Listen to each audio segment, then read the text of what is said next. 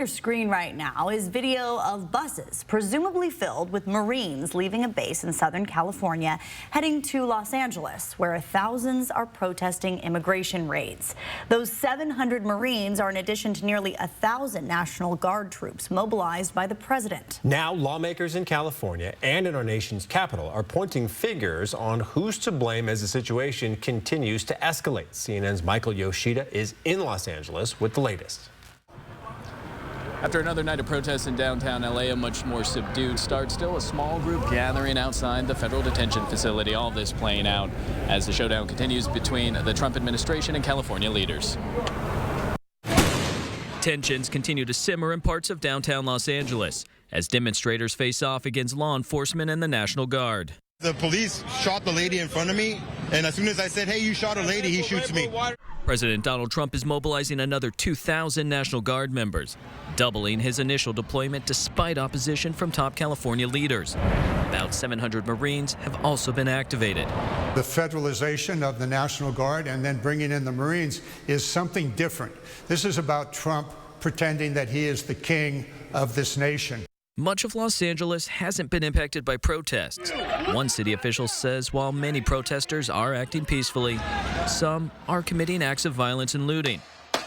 There are those that are embedded that are really attacking law enforcement. This is not about ICE. This is about completely dismantling law enforcement. The Los Angeles protests have sparked similar demonstration in other cities like Dallas, New York, and Atlanta.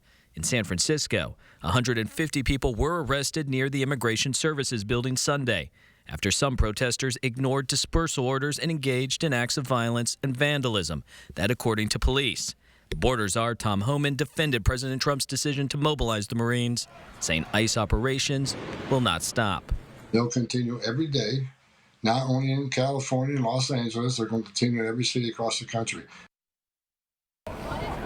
And LA Mayor Karen Bass says her office is looking into other ways to address some of the late-night looting and violence. She says that does include potentially a curfew for certain parts of the downtown area. Reporting in Los Angeles, I'm Michael Yoshida.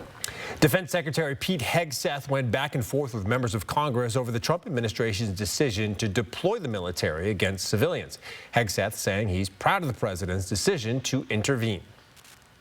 If you've got millions of illegals and you don't know where they're coming from, they're waving flags from foreign countries and assaulting police officers and law enforcement officers, that's the problem. California Governor Gavin Newsom insists LAPD didn't need the help. This is the first time in 60 years a president went around a sitting governor to deploy the National Guard.